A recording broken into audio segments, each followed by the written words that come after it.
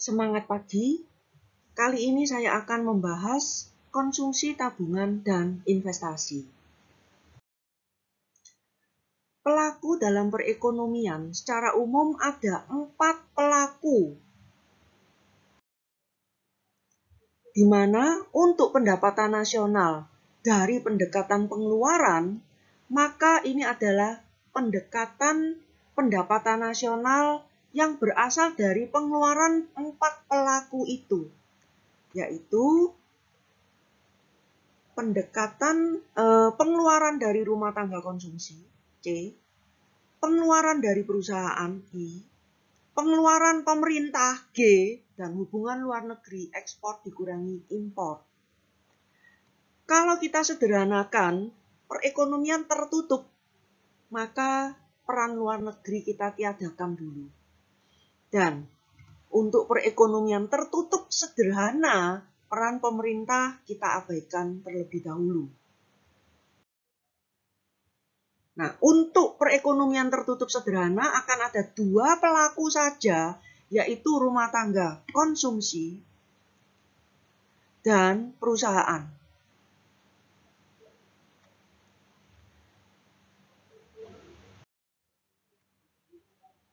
Pendapatan nasional bisa dilihat dari 2 sudut pandang. Dari sudut penggunaan, digunakan untuk konsumsi, sisanya ditabung. Dan dari sudut sumber, pendapatan nasional terdiri dari konsumsi oleh rumah tangga konsumsi dan investasi oleh perusahaan. Saya akan membahas tentang perekonomian tertutup sederhana, yaitu hanya ada 2 pelaku, di mana pelakunya adalah rumah tangga konsumsi dan perusahaan saja. Nah, kemudian untuk perekonomian tertutup sederhana ini, kita asumsikan fungsi konsumsinya adalah fungsi linier. Jadi C adalah A plus B kali Y, di mana A konsumsi pada saat pendapatan nasional sama dengan 0, itu kita tetap melakukan konsumsi sehingga A selalu positif. Kemudian B ini adalah nilainya antara 0 dan 1. Kenapa B selalu positif? Karena kalau pendapatan nasional naik, konsumsi pasti naik. Tetapi B itu kurang dari 1. Alasannya, kalau pendapatan nasional itu naik mengakibatkan konsumsi itu naik, maka kenaikan pendapatan nasional ini tidak seluruhnya dipakai untuk konsumsi, tetapi ada sebagian yang ditabung. Karena itu B kurang dari 1. Nah, sekarang kita gambarkan ini adalah fungsi konsumsinya. Sumbu horizontal adalah sumbu pendapatan nasional dan sumbu vertikalnya adalah sumbu konsumsi. Dan karena asumsinya linier, inilah fungsi konsumsinya. Nah, kita lihat lagi. Karena B kurang dari 1, maka dia ini sudut yang dibentuk antara fungsi konsumsi dengan sumbu horizontal ini alfa kurang dari 45 derajat. Kemudian kita lihat bahwa B itu adalah tangen alfa, alfa kurang dari 45 derajat. Fungsi tabungan, tabungan adalah bagian dari pendapatan nasional per tahun yang tidak dikonsumsi. Jadi S tabungan adalah Y dikurangi C. Dan kalau ini adalah fungsi konsumsi, maka fungsi tabungannya adalah sumbu horizontal sama-sama pendapatan nasional, sumbu vertikalnya adalah sumbu fungsi tabungan atau S. Di mana karena S sama dengan Y dikurangi C, maka perpotongan dengan sumbu vertikal adalah minus A, ya. Kemudian hasilnya adalah minus A plus 1 minus B kali Y. Nah, seandainya kita mempunyai sumbu C sama dengan Y, konsumsi sama dengan pendapatan nasional, jadi ini sudutnya adalah 45 derajat, maka akan ada perpotongan titik potong antara pendapatan dengan fungsi konsumsi. Garis ini perpotongan dua garis akan menimbulkan titik potong, yaitu break-even point. Ya. Titik potong ini, break-even point, adalah titik di mana pendapatan habis untuk konsumsi. Sehingga di atas titik. Saya lanjutkan dengan contoh soal. Jadi ada contoh soal dengan ada 5 pertanyaan. Maka saya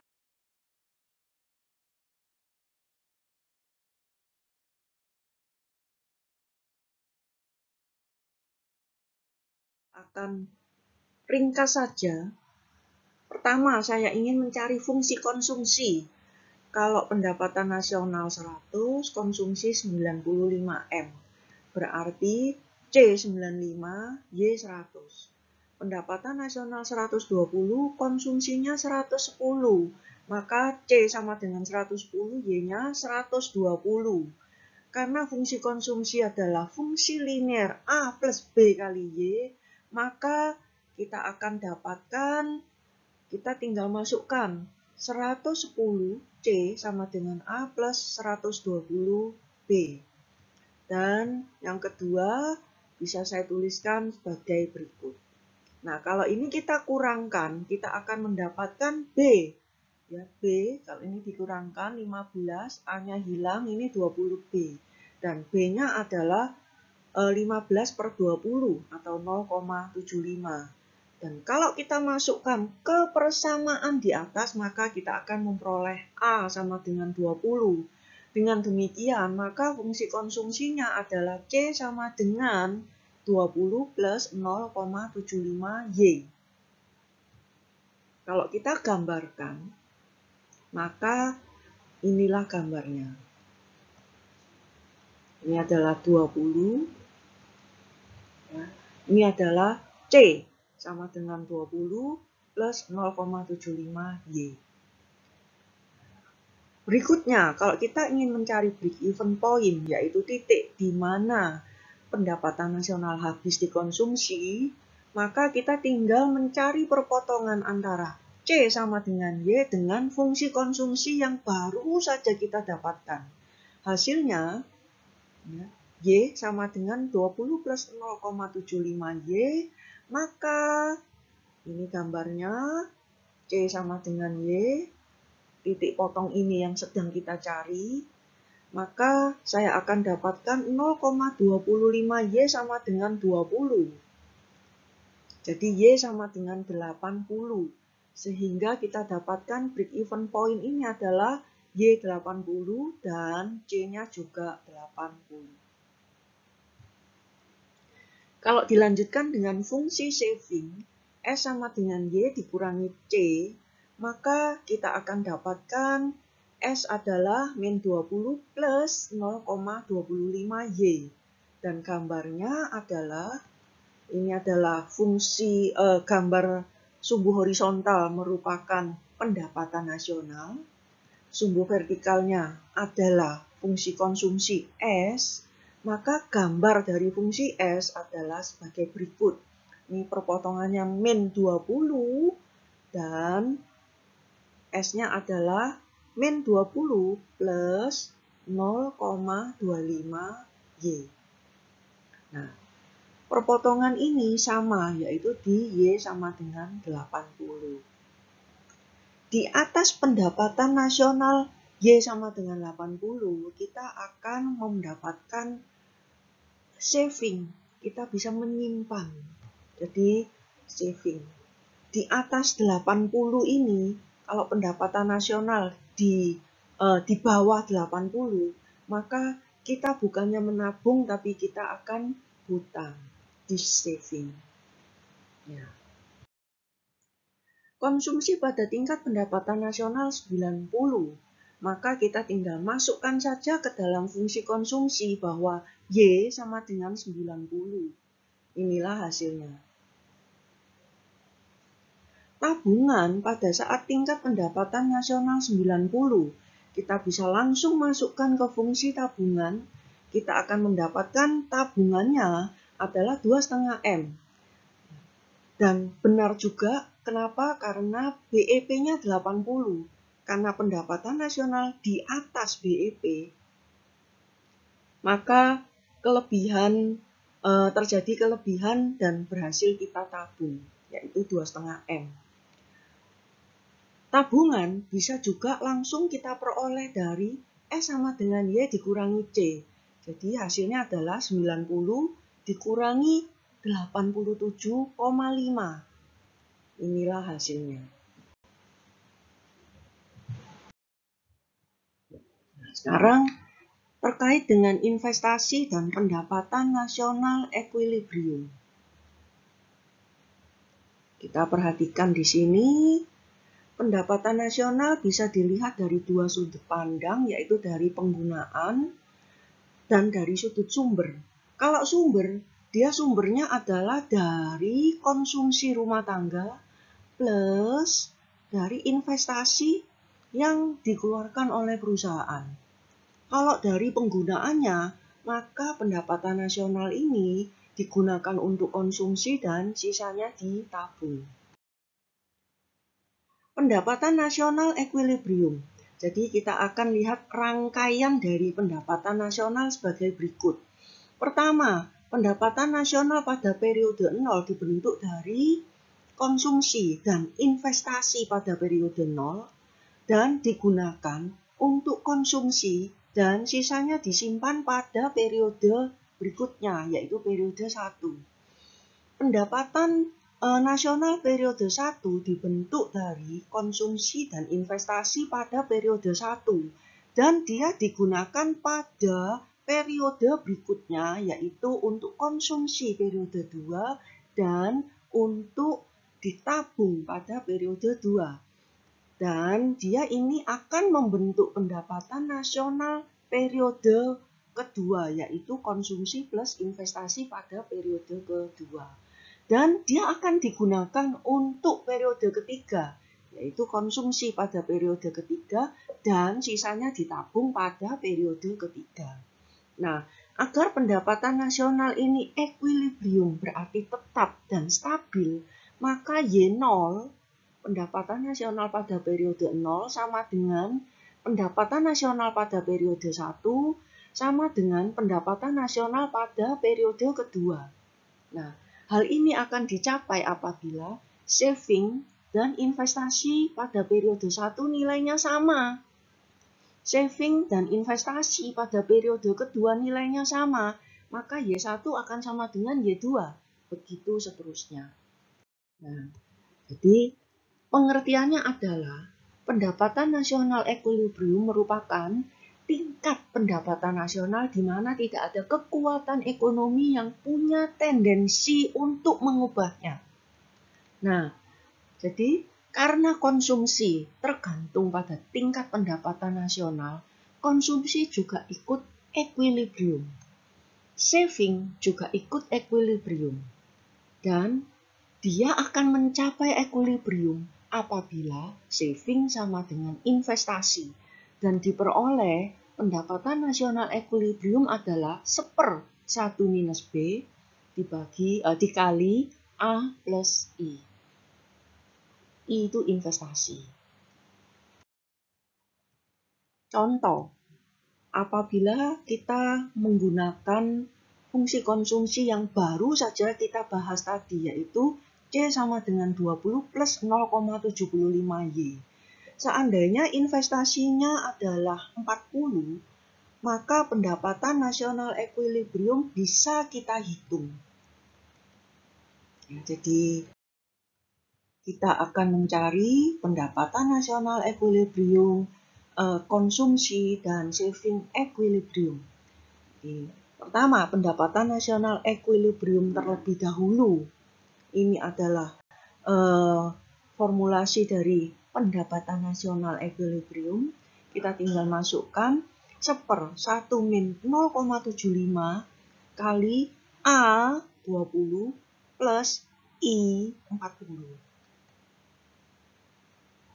Hasilnya, pendapatan nasional ekuilibriumnya adalah 240 miliar. Berapa konsumsinya? Tinggal kita masukkan saja ke rumusan C. Hasilnya adalah 200 miliar. Berapa savingnya? Ya, tinggal kita hitung 240 dikurangi dengan 200. Savingnya adalah 40. Dari sini terlihat, pada saat pendapatan nasional ekuilibrium, maka saving sama dengan investasi. I sama dengan S.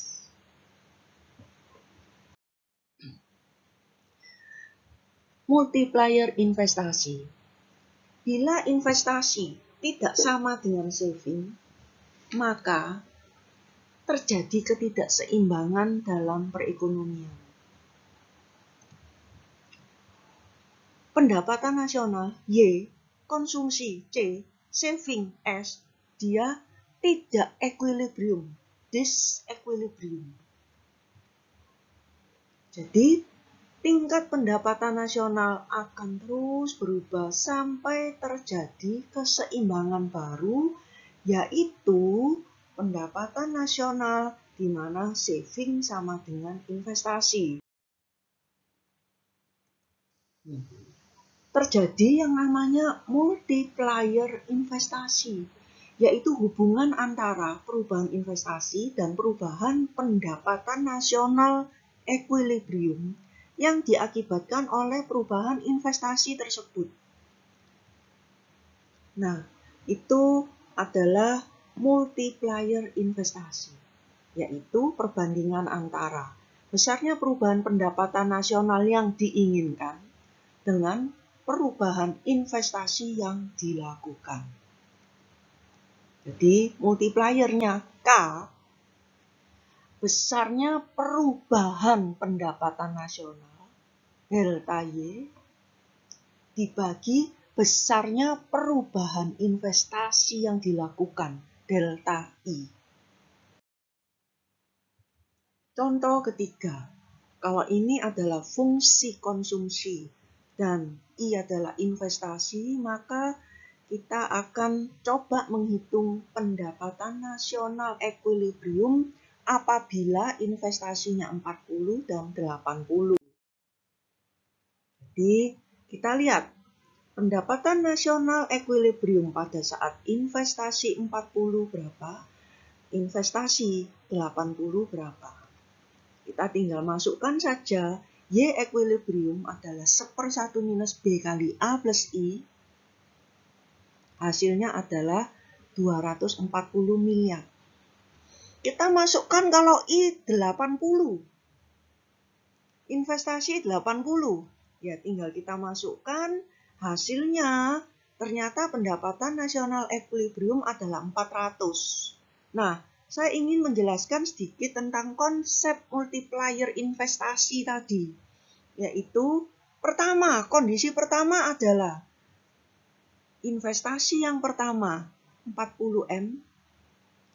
Pendapatan nasional ekuilibrium yang pertama 240M. Lalu, investasi yang kedua adalah 80M. Pendapatan nasional ekuilibrium kedua adalah 400. Dan kita lihat di sini, perubahan pendapatan nasional adalah 160. Berapa perubahan investasi? Perubahan investasi adalah 80 min 40. 40 juga. Ya. Jadi delta Y 400 dikurangi 240. Delta I 80 dikurangi 40. Nah, kita lihat multiplier. Multiplier rumusnya adalah perubahan pendapatan nasional yang diinginkan, delta Y, kita bagi dengan delta I. 160 dibagi 40. hasilnya adalah 4. Artinya apa? Artinya, kalau investasi kita naikkan 40 miliar, pendapatan nasional akan naik 4 kali lipatnya. Pendapatan nasional naik 4 kali lipatnya.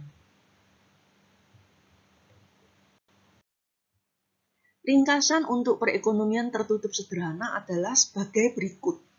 Jadi, kita mendapatkan bahwa fungsi konsumsi sebagai fungsi linear C sama dengan A plus BY. Pendapatan nasional equilibrium tercapai bila Y0 sama dengan Y1 sama dengan Y2 sama dengan Y3 dan seterusnya. Akan tercapai bila saving sama dengan investasi dan besarnya adalah Y equilibrium 1/1 minus B A plus I. Pengertian berikutnya, multiplier investasi. Multiplier investasi itu adalah kenaikan investasi akan menaikkan pendapatan nasional sebesar K kalinya. Jadi ada multipliernya. Jadi kenaikannya adalah bukan sebesar kenaikan investasi, tapi sebesar K kali kenaikan investasi. Kesimpulannya, kalau begitu, investasi sangat penting untuk meningkatkan pendapatan nasional suatu negara. Oleh karena itu, negara kita akan mati-matian berusaha untuk meningkatkan investasi, menarik investor. Kenapa? Untuk meningkatkan pendapatan nasional suatu negara. Nah, kondisi sosial ekonomi, kondisi politik keamanan, dan kepastian hukum itu sangat mempengaruhi besarnya investasi yang akan masuk pada suatu negara.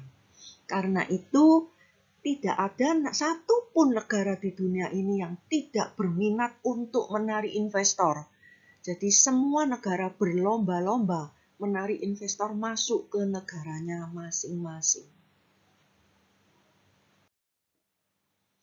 Saya lanjutkan dengan perekonomian tertutup.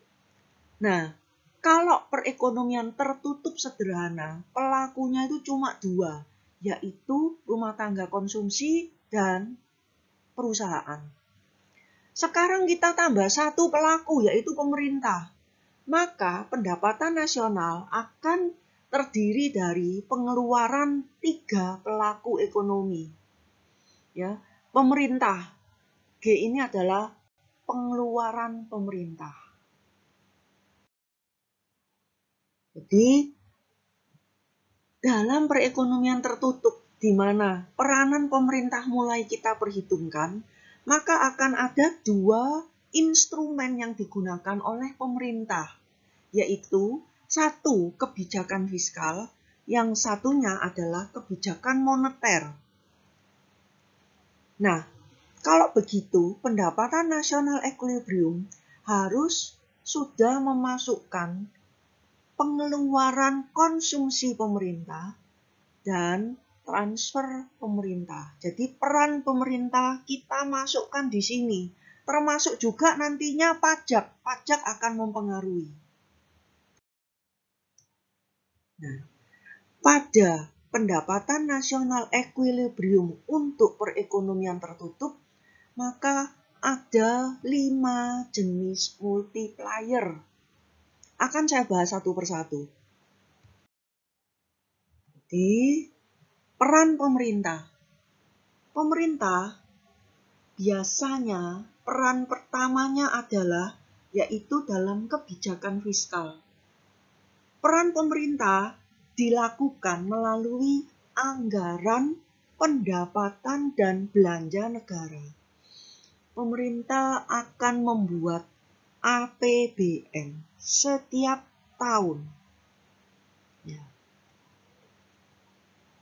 Kalau kalian mau mempelajari APBN tahun 2020, sudah ada di sini. Silahkan diklik saja. Dan kalau diinginkan mengerti APBN tahun 2021, silahkan klik YouTube ini. Nah, perekonomian secara umum akan ada hubungan luar negeri. Lalu peran luar negeri di mana? Peran luar negeri adalah lewat neraca pembayaran internasional, yaitu ekspor dan impor. Di dalam APBN akan ada pendapatan negara, yaitu dari pajak, dari bukan pajak, dan hibah. Lalu dari sisi pengeluaran ada belanja negara. Jadi ini adalah belanja negara. Baik belanja pemerintah pusat maupun belanja pemerintah daerah. KL ini kementerian dan lembaga, non-KL berarti bukan kementerian dan lembaga. Nah, A dikurangi B akan terjadi surplus atau defisit. Sampai saat ini negara kita masih selalu defisit. Ya. Jadi pengeluaran melebihi pendapatan. Nah, pengeluaran yang melebihi pendapatan ini dilakukan pembiayaan baik melalui hutang, investasi, pinjaman, dan sebagainya. Oke. Ini adalah postur APBN tahun 2021. Diperkirakan defisitnya adalah 5,7% dari gross domestic product kita. Tujuannya adalah mempercepat pertumbuhan pemulihan ekonomi yang tahun 2020 ini betul-betul kita terpukul karena adanya pandemi, serta kemudian penguatan reformasi. Jadi kita lihat pendapatan masih kalah dengan pengeluaran. Sehingga anggaran negara adalah defisit. Ya, ini adalah defisit. Defisitnya kita lihat khusus untuk rencana, bukan rencana ya, sekarang sudah disahkan jadi menjadi APBN 2021, maka ini defisitnya 5,7% dari gross domestic product.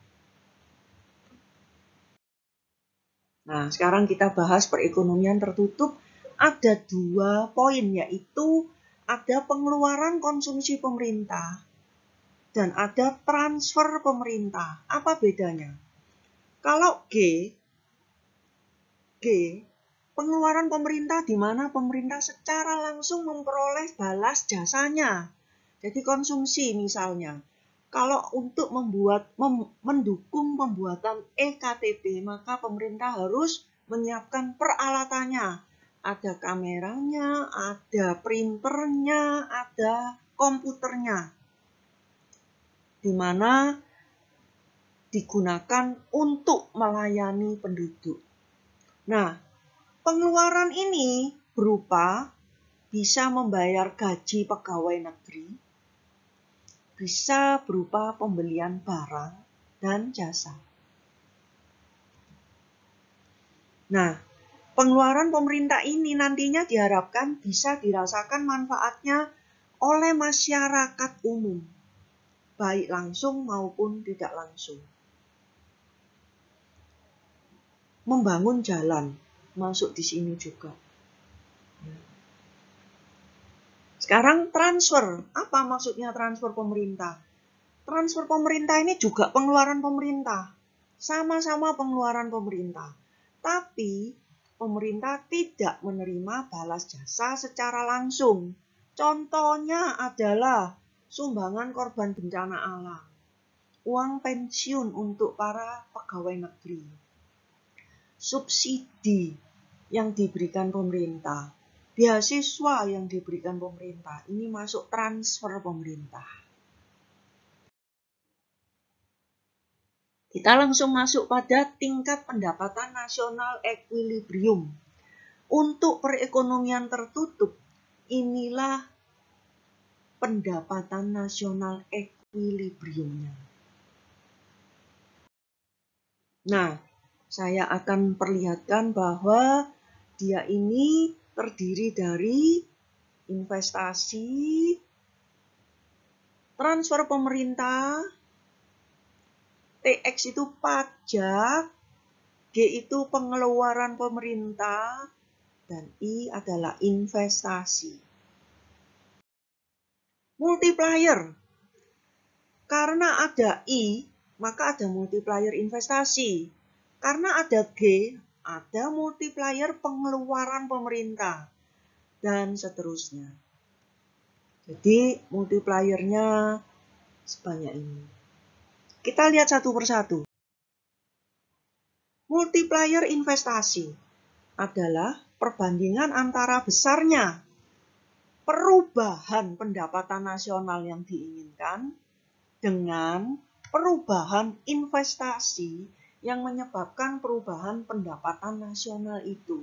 Jadi, KI, sekarang saya beri indeks I, KI adalah delta Y per delta I. Nah, kita lihat bahwa KI dari rumus ini adalah kita turunkan saja Y secara parsial terhadap investasi, maka kita akan dapatkan 1 dibagi 1 minus B. Jadi 1/1 minus B. Ini adalah multiplier investasi. Bagaimana dengan multiplier pengeluaran pemerintah? Ini adalah perbandingan antara besarnya perubahan pendapatan nasional yang diinginkan dengan perubahan dari pengeluaran pemerintah yang menyebabkan perubahan pendapatan nasional itu. Jadi, kita lihat kalau ini pendapatan nasional equilibriumnya, multiplier pengeluaran pemerintah adalah delta Y per delta G, dan dari rumusan pendapatan nasional equilibrium, kita akan bisa memperoleh KG adalah kita turunkan secara parsial Y terhadap G. Hasilnya adalah 1 dibagi 1 minus B. Dengan cara yang sama, kita akan memperoleh multiplier dari transfer pemerintah. TR. Jadi multipliernya adalah delta Y dibagi delta TR. Dan KTR-nya adalah kita turunkan Y terhadap TR. Del Y per del TR secara parsial, hasilnya adalah B dibagi 1 minus B. Kemudian multiplier pajak. Itu adalah sama ya konsepnya. Delta TX. KTX adalah delta Y per delta TX. Dan hasilnya adalah kita turunkan secara parsial Y terhadap TX. Hasilnya adalah minus B dibagi 1 minus B. Kemudian balance budget multiplier. Ini konsepnya adalah sebagai berikut. Kalau ada pertambahan konsumsi pemerintah yang dibarengi dengan pertambahan pajak dalam jumlah yang sama, maka pendapatan nasional akan meningkat dalam jumlah yang sama pula. Jadi, kita akan dapatkan multiplier untuk balance budget ini adalah delta Y dibagi delta G yang besarnya sama dengan delta TX dan besarnya delta Y juga sama sehingga multipliernya 1. Nah, secara ringkas saya akan hubungkan multiplier dengan pendapatan nasional equilibrium sebagai berikut. Pertama, investasi. Akan ada multiplier investasi, yaitu 1/1 minus B. 1 per 1 minus B. Sekarang pengeluaran pemerintah akan mengakibatkan multiplier pengeluaran pemerintah. Besarnya KG adalah 1/1 minus B. Ya, kita tinggal turunkan secara parsial terhadap G. Sekarang lanjutnya terhadap pajak sekarang. Multiplier pajak. Multipliernya adalah minus B dibagi 1 minus B. KTX-nya. Bagaimana dengan multiplier transfer pemerintah? Inilah multiplier transfer pemerintah B dibagi 1 minus B. Dan yang terakhir adalah balance budget multiplier, di mana nilainya adalah 1. Sekarang contoh. Sebagai contoh, kita pakai fungsi konsumsi yang sama. Investasi misalkan 40, transfer pemerintah 4, pengeluaran pemerintah 60, pajak 20. Nah, sekarang konsumsi adalah terhadap, fungsi konsumsi adalah fungsi terhadap disposable income, yaitu pendapatan nasional setelah ditambah transfer pemerintah dan dikurangi pajak.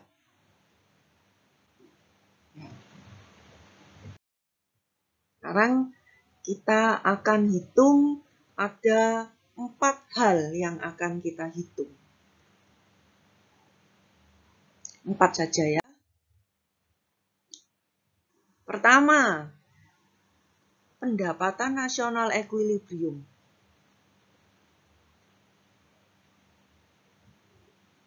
Diketahui saya salin di kotak kuning.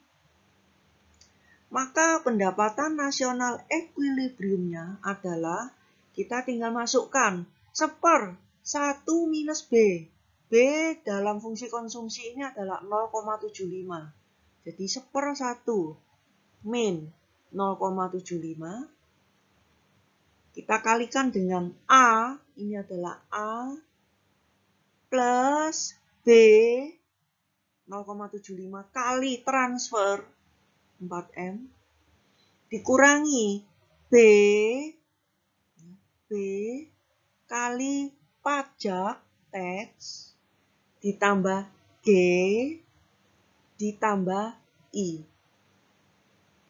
Inilah hasilnya, 432 M. Pertanyaan yang kedua, bila semua besaran tidak berubah, kecuali investasi yang tadinya 40 sekarang mau kita naikkan menjadi 80, kita akan coba hitung pendapatan nasional equilibriumnya. Nah, kita hitung delta I sama dengan 80 min 40, jadi 40 M. Sekarang kita akan gunakan multiplier investasi, yaitu 1 dibagi 1 minus B. Hasilnya 1 dibagi 1 min 0,75. Nilainya adalah 4. Karena kenaikan investasi akan meningkatkan pendapatan nasional 4 kali lipat, maka kita akan dapatkan delta Y sama dengan 4 kali lipat kenaikan delta I, 160. Dengan demikian, pendapatan nasional equilibrium setelah kenaikan investasi, kita tinggal tambahkan dengan 160. Jadi, asalnya 432 plus 160.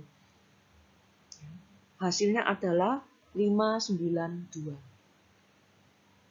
Nah, saya akan coba jelaskan dengan konsep multiplier sederhana, yaitu pertama dengan investasi 40 dan pendapatan nasional akan terbentuk pendapatan nasional equilibrium 432 miliar.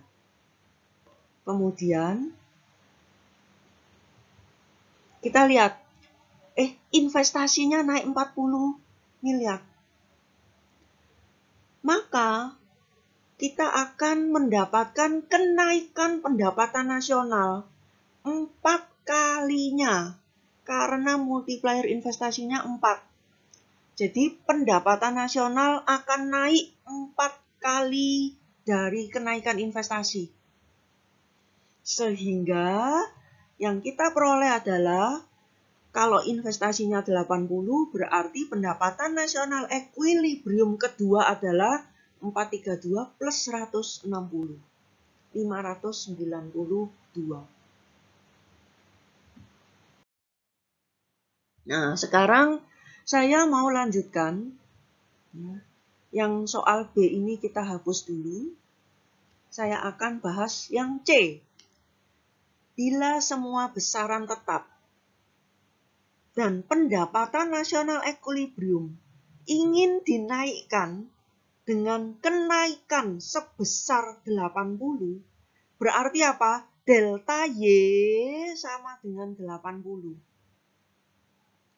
Jadi delta Y-nya 80, caranya hanya dengan menambah pengeluaran pemerintah saja. Jadi G saja yang kita naikkan.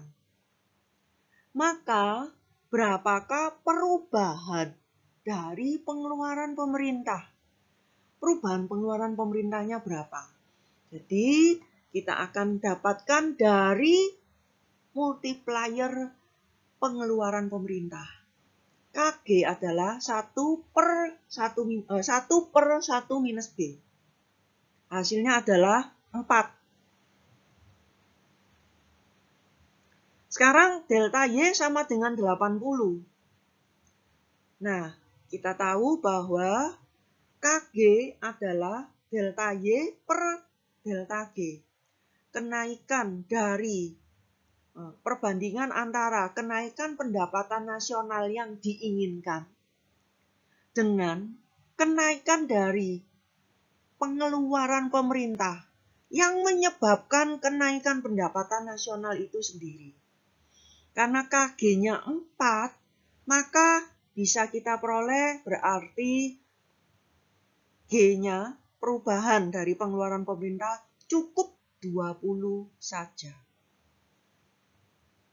Nah, berarti G2-nya adalah G1 semula 60 ditambah 20. 80 miliar. Penjelasannya ada di sini. Kita lihat sekarang. G1 60, pendapatan nasional equilibriumnya 432. Diinginkan pendapatan nasional equilibriumnya naik 80 M, maka karena kita tahu multipliernya 4, maka kita tahu juga bahwa delta G-nya adalah 80 per 4, yaitu 20. Akibatnya, dengan menaikkan G dari 60 menjadi 80, maka pendapatan nasional equilibriumnya akan naik 80, yaitu 432 plus 80, 512 M. Nah, sekarang berikutnya, pendapatan nasional equilibrium akan kita naikkan 30 miliar. Dengan memperhatikan keseimbangan antara penerimaan dan pengeluaran di dalam APBN.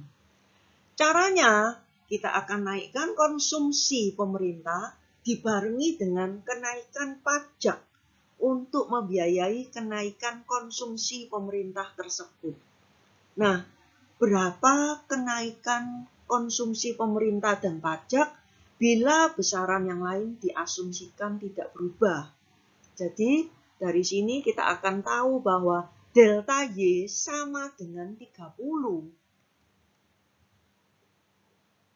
Nah, ini adalah balance budget multiplier yang nilainya multipliernya adalah 1. Maka hasilnya adalah kenaikan pengeluaran pemerintah dan kenaikan pajak sama-sama 30. Jadi sama dengan kenaikan pendapatan nasional karena multipliernya 1.